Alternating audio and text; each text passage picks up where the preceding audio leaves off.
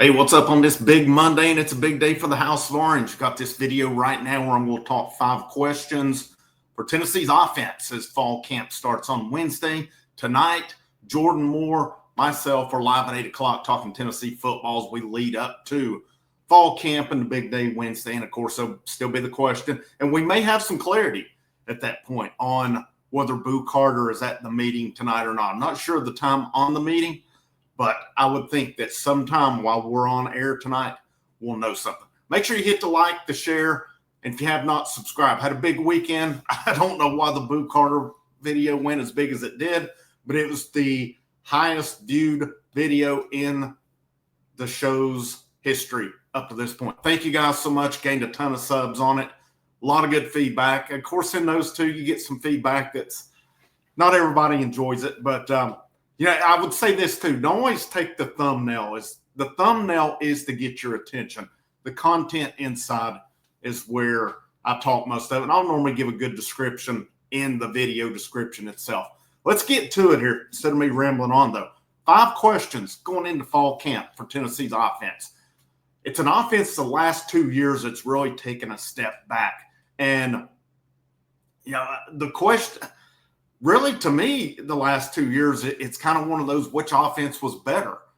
Last year's offense was bailed out due to the defense. The defense bailed the offense out numerous games last year. The year before that, the defense was decent, but sometimes they couldn't bail the offense out with it. What happened to me? It's quarterback play. It comes down to quarterback play, but I'll be honest too. Wide receivers haven't gotten the job done the last 2 years. We've all said it, and it's easy to sit here and say, I thought the play calling has been really suspect. And, part of me too wonders they knew what they had at quarterback, and maybe they were limited with it. I do think, though, and this is my opinion, doesn't mean I'm right, doesn't mean I'm wrong, the route running. And not so much the receivers and the routes being called.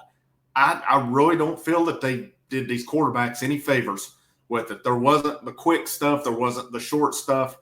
And maybe because they didn't have guys who could make dudes miss. You look at yards after the catch.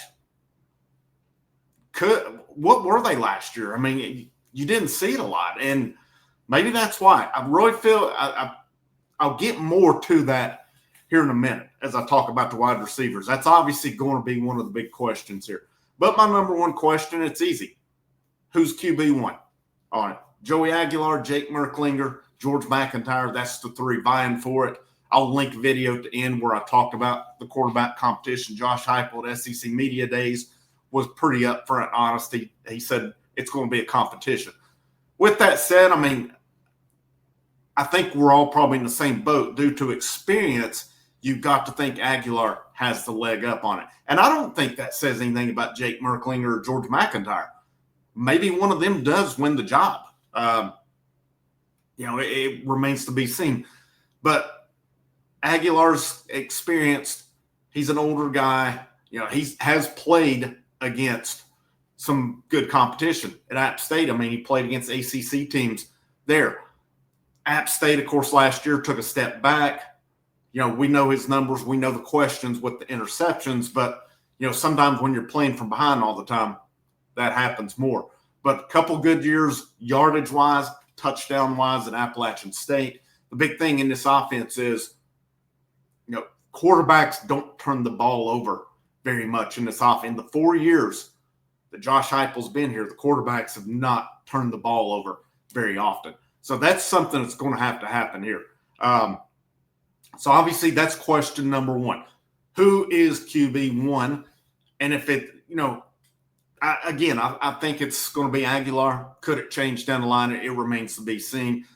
But, seeing pictures of him, comparing him to the first of the year till now, and there were some pictures come out of him in his Tennessee uniform yesterday. This dude has gotten a lot bigger, man. You can tell he's taking things to heart. He's put in the work. Now, obviously, some of that was at UCLA, too, as he was out there for just shy of 5 months. So, he's obviously put in some work out there as well. But he's been putting it in at Tennessee. also. And it's said he's really acclimated with the offense. He's, bonded with them quickly. So we'll see. That's question number one. Question number two for me is wide receivers. And it is a very unproven unit. All you're returning from last year is Chris Brazel, Mike Matthews, Braylon Staley. Lots of talent right there. But, Brazel last year flashed sometimes, and sometimes he didn't. Matthews flashed sometimes and then didn't get opportunities a lot of the time. And it's been said, too, that for Matthews and Braylon Staley, what hurt both of them is they went into fall camp injured last year and never really recovered from that. To me, that's an excuse because as you got later on the season, we kept seeing some of the same guys dropping balls and not making plays. A bunch of those guys hit the road after the season. Now, these guys have got that opportunity, but, number one, who steps up wide receiver? Number two, this is a two-part on this one, A and B. I would say how quick can you get these freshmen up to date? Travis Smith Jr., Radarius Jackson was here in the spring. They showed out well.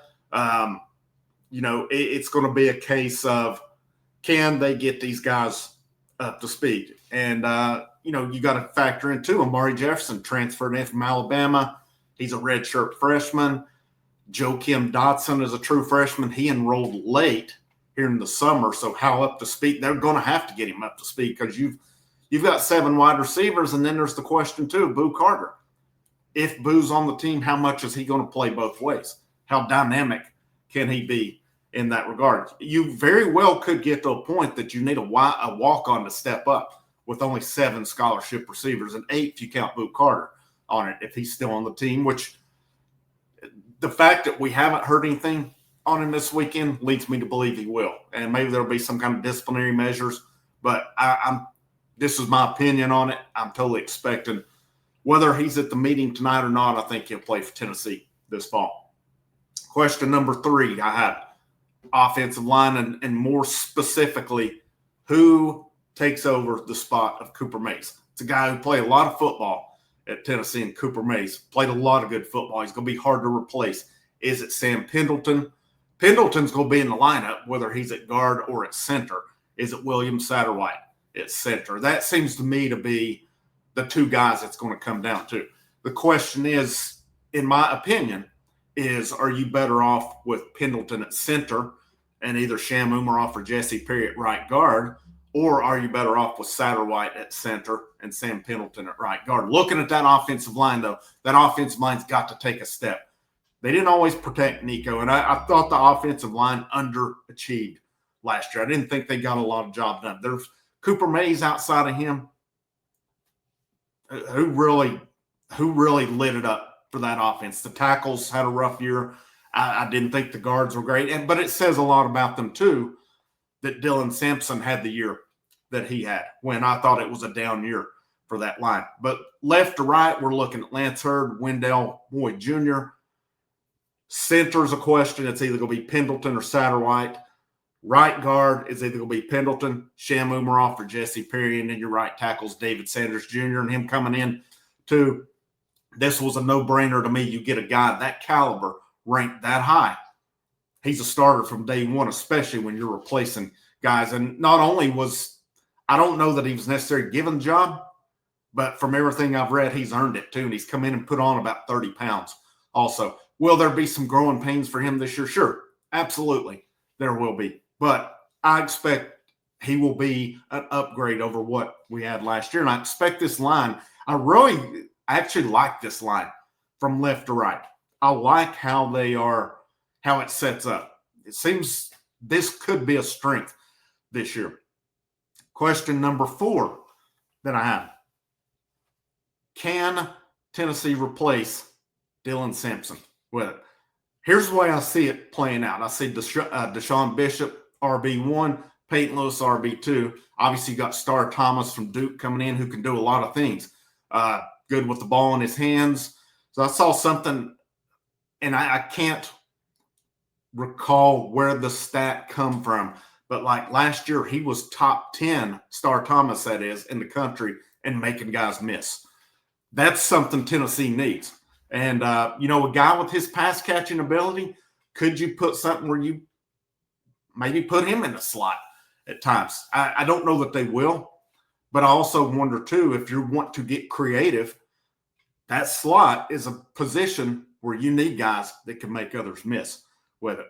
You've also got DeJuan Morris. You've got Justin Baker as well. Tennessee's running back room is really good right now. I think, if you just look at the star ratings, maybe not. Peyton Lewis, DeJuan Morris ended up a 4 as well. Peyton Lewis was a 4, and I think these depend on the outlet. There's a lot of talent in that room, and as we've seen each year, Tennessee runs the football well, and especially the past couple of years where the quarterback play's been down, and you've had back-to-back 1,000-yard rushers. I think that says a lot. The fact that this year, in my opinion on it, because we don't know how it's going to play. I'm not a fortune teller on it.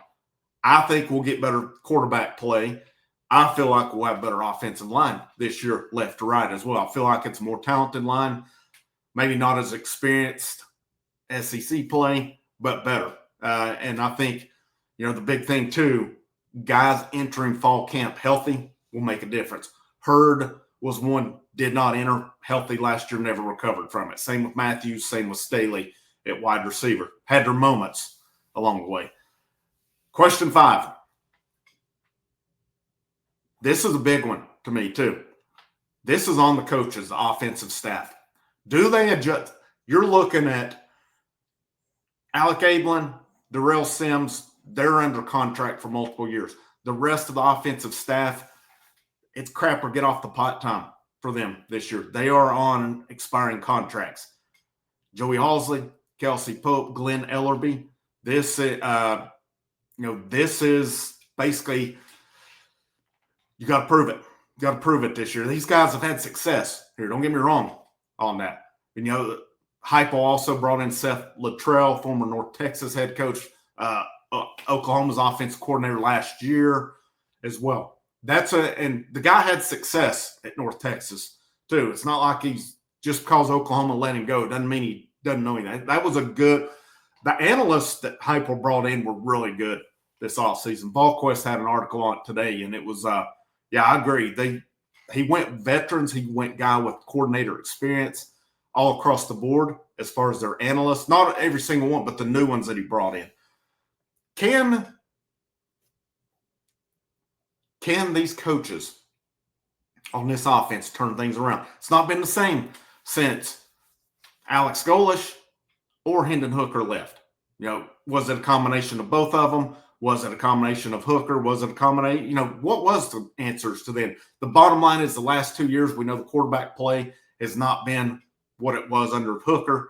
While Golesh was there too. To me, the big question is you've got to come up with a new scheme in terms of route running or something. It's not worked. Too many long developing plays. And we can sit here and say, well, the receivers aren't getting open, blah, blah, blah. If the pattern or the route takes too long to develop, is that on the receivers or is it on the coaches? To me, that's the big, outside of who's going to be QB1, the biggest question is, how do these offensive coaches adjust? And how do these offensive coaches on expiring contracts earn their keep this year? That's the bottom line, because if they don't, if we see another subpar offensive year, I don't care what they do against ETSU and these teams. They should light them up. It's against Syracuse. It's an SEC play that we need to see the offense step it up. If it's another year like it's been where the offense has progressively gotten worse, I think you got changes to make on that offensive side of the ball at the end of this season. So that's a big one. We'll see. So, again, that's my 5 questions going into camp. Could there be more? Sure. But that's where I'm at on it. Tomorrow, I'll do one on defense. Tonight, 8 o'clock, we will be live. We'll talk offense, defense. We'll talk boo. We'll talk the schedule. We'll probably do our season predictions as well. So I'll see you later tonight. This is Frank. This is the House of Orange. I'll see you when I see you.